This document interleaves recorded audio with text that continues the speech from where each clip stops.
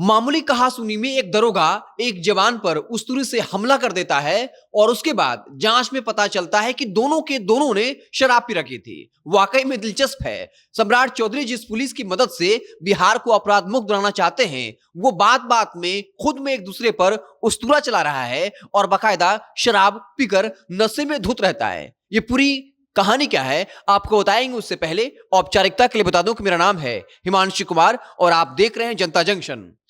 बिहार में शराबबंदी का गुणगान नीतीश कुमार और उनके समर्थक करते हैं, लेकिन भागलपुर का मसला है जहां पर एक दरोगा एक सिपाही पर उस्तूरे से हमला कर देता है क्योंकि दोनों के बीच लेन देन का मसला था। मजाक होता है, कहासुनी होती है, दरोगा साहब को गुस्सा आता है और वे उस्तूरा से हमला कर देते हैं। हमला इस तरह का होता है कि जो जवान होता है उसे अस्पताल में भर्ती किया जाता है।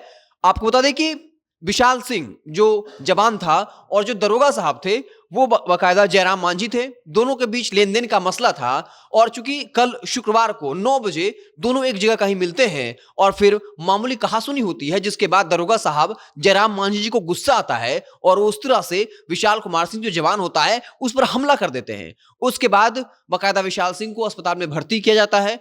अब वो उनकी स्थिति जो है वो खतरे से बाहर है। बाद में जब दोनों की जांच की गई तो पता चला कि दोनों ने शराब पी रखी है और अब दोनों को निलंबित कर दिया गया है और कार्रवाई की बात सामने आ रही है।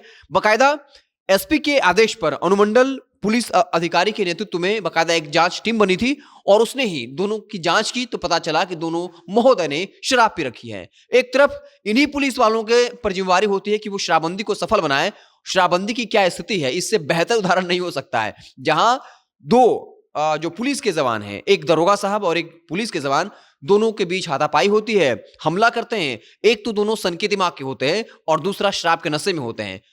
ऐसे ही ये परसेप्शन नहीं बनता है कि बिहार के अधिकतर पुलिस वाले को शराब की कमी नहीं होती है। जो वो शराब पकड़ते हैं वो थाने में मौजूद होता है और यही पुलिस वाले फिर ये कभी आरोप लगाते हैं कि जो शराब की बोतल जो पकड़ी गई थी उसे चूहे ने पी लिया। वो बात तो आपको याद ही होगी जब प्रशासन के लोगों ने कहा था कि इतना जो 1000 लीटर शराब जो है वो चूहा पी गया। वो चूहा नहीं पीता है महोदय, यही पुलिस वाले पीते हैं, क्योंकि जो दरोगा और जो सिपाही था जिसमें आपसी बकझक हुआ और दरोगा ने उस तरह से हमला किया, बाद में जब ब्रेथ एनालाइजर लगा के चेक किया गया तो पता चला कि दोनों महोदय के दोनों जो है वो शराब पिए हुए हैं। तो क्या ऐसे पुलिस की मदद से सम्राट चौधरी बिहार को अपराध मुक्त बनाना चाहते हैं?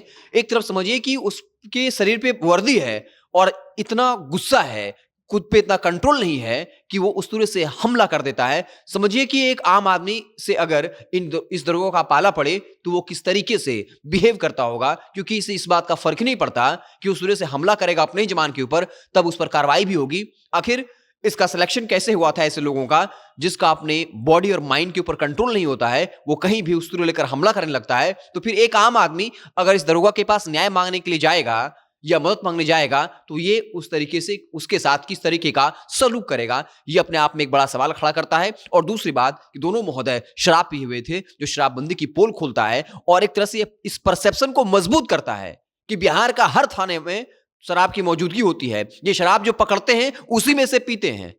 तो पूरी खबर जो है भागलपुर के नवगछिया से थी। जो ये खबर है वो ये बताती है कि किस तरीके से दरोगा जैसा जो पद है और उस पद पर जो बैठे लोग हैं वो किस मानसिकता के हैं, और दूसरा कि कैसे ये लोग खुद शराब के नशे में तुल रहते हैं।